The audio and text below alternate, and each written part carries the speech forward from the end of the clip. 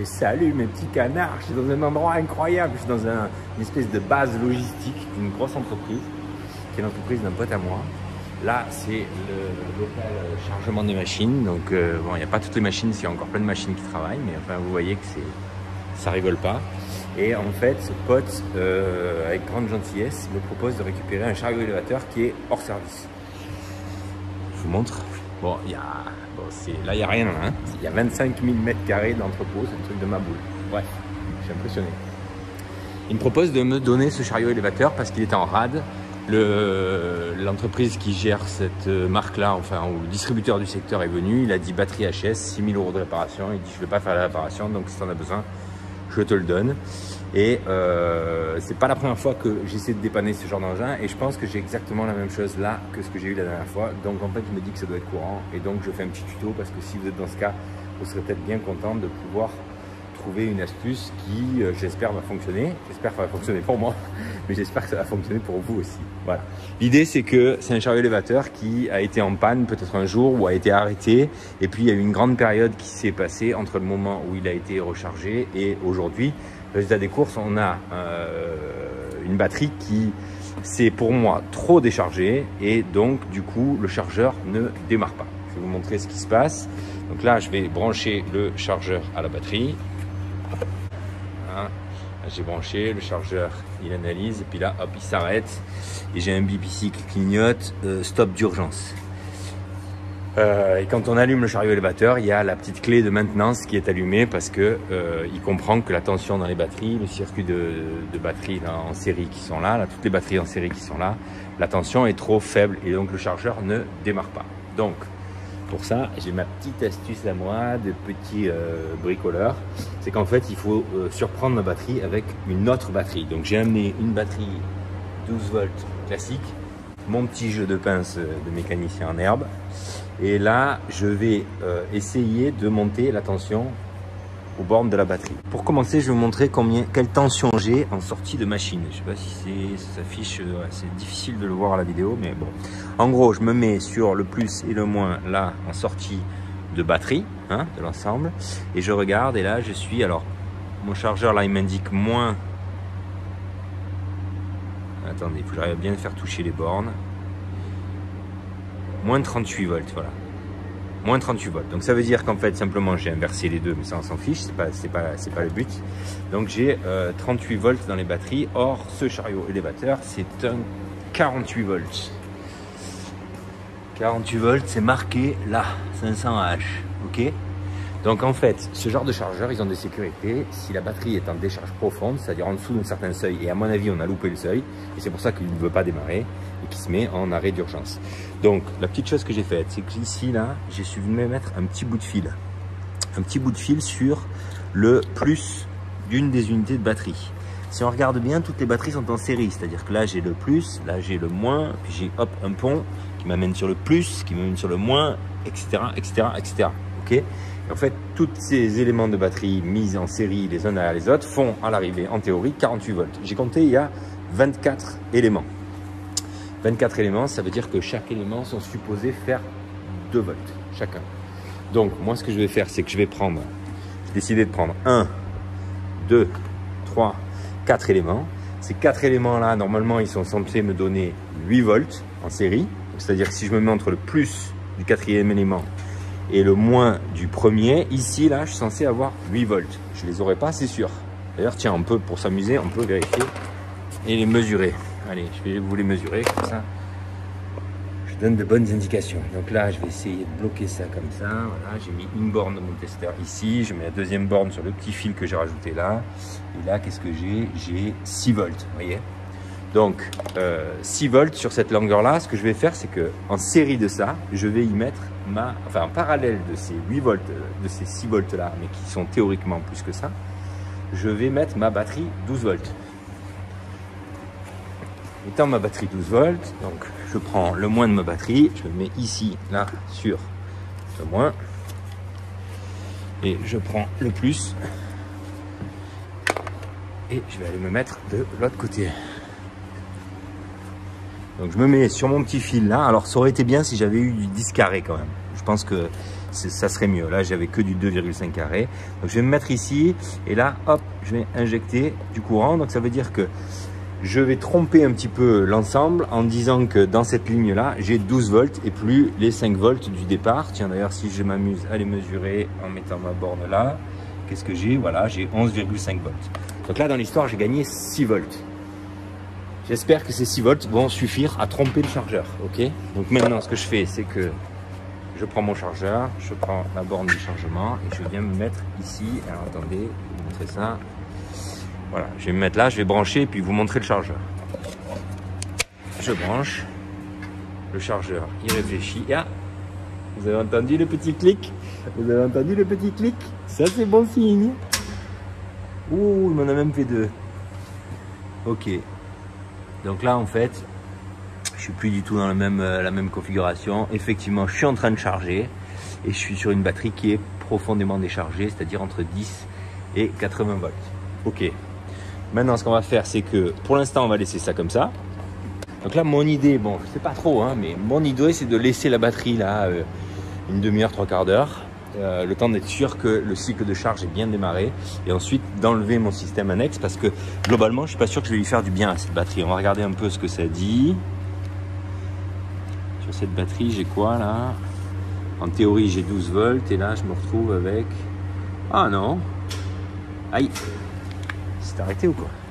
Je me retrouve avec 12,5 volts alors que j'avais 11,5 au départ, donc ma foi. Non. Non, pour moi tout est ok. Donc là maintenant je vais laisser charger 1 heure ou 2 là, le temps que je peux rester ici. J'espère que je vais pouvoir rester un petit peu. Et peut-être une bonne nouvelle au bout du tunnel. Peut-être une bonne nouvelle au bout du tunnel. C'est pas la première fois que j'ai ce genre de problème avec ce genre de machine, c'est assez incroyable, mais vous le laissez trop longtemps décharger et en fait le chargeur prend plus la charge. C'est tout le problème. Et donc du coup, vous pouvez vous dire, les batteries sont mortes. Le problème, c'est que les batteries sur ce genre de machine, là, il m'a transmis le devis du distributeur local, c'est 6 000 euros. Donc 6 000 euros, bon, sans doute que, je sais pas combien ça vaut ça. Il est beau, hein. Moi je le trouve beau. Hein. Oh là là, c'est la classe à Dallas. Hein. Par rapport à ce que j'ai à l'heure actuelle, c'est la classe à Dallas. Bref, donc si toutefois j'arrive à me dépatouiller avec ça, honnêtement, je suis bien content. Ah oui, dernière chose que j'ai quand même fait, c'est que j'ai, des fois il s'arrête puis il reclique, je sais pas. Bon, en tout cas, ça charge, c'est sûr. J'ai aussi fait le niveau d'eau déminéralisée, là, ou je sais pas comment on dit, déminéralisé, je crois, hein, avec le remplissage qu'ils ont ici. Donc, j'ai fait le niveau dans les batteries avant de charger. Et je me demande si je vais pas d'ailleurs ouvrir tous les bouchons. Je vais attendre un petit peu, là, d'ici une demi-heure, 3/4 d'heure, voir si ça bouffe. Et globalement, dans une demi-heure, 3/4 d'heure, j'enlèverai cette batterie, quoi. Parce que bon, je suis pas sûr de mon petit fil là, petit diamètre, je sais pas trop. D'ailleurs, je vais quand même vérifier qu'il chauffe pas. Ah, il est un peu chaud quand même. Mais ça va. Il tiède. Petit tiède. Comme mon café le matin quand je l'oublie avant de partir. Bon, en tout cas, c'est impressionnant ici. Mon Juju, hein, c'est le roi de roi, c'est mon idole. C'est incroyable. Je sais pas combien il y a de terrain de foot de carton. Bon, je sais pas trop si j'ai le droit de filmer en plus. Hein. Voilà. Je demanderai à Jus si je peux mettre la vidéo sur YouTube. J'espère pour vous si ça marche, hein, parce que ça c'est une sacrée belle astuce. Allez, à tout à l'heure. Bye.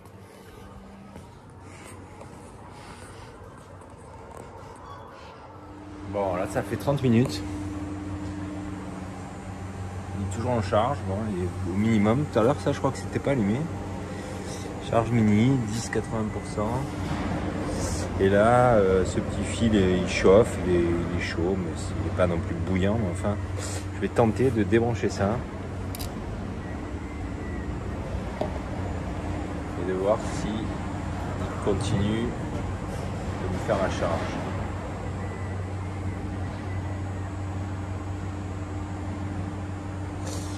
Et bien, j'ai l'impression que oui. On a trompé là. Hein. Ok, et les cellules là, pour l'instant j'ai pas de bulle.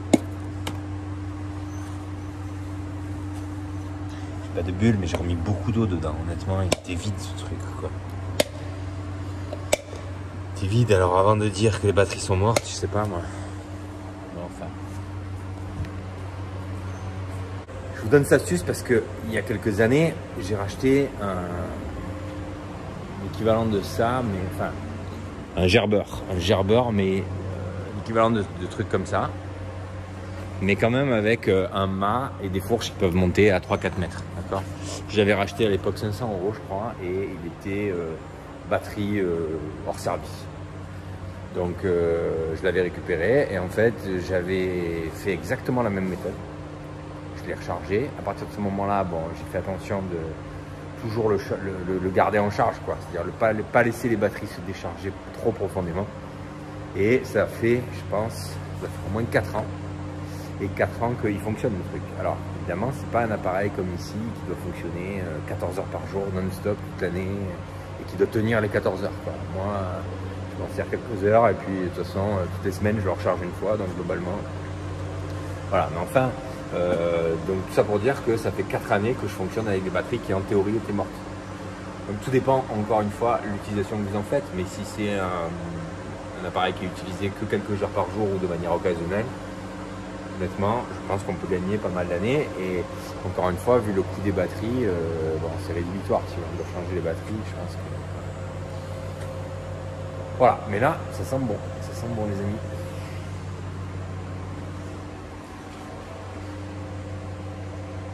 Ouais, il est toujours en charge. Ah, je suis passé là.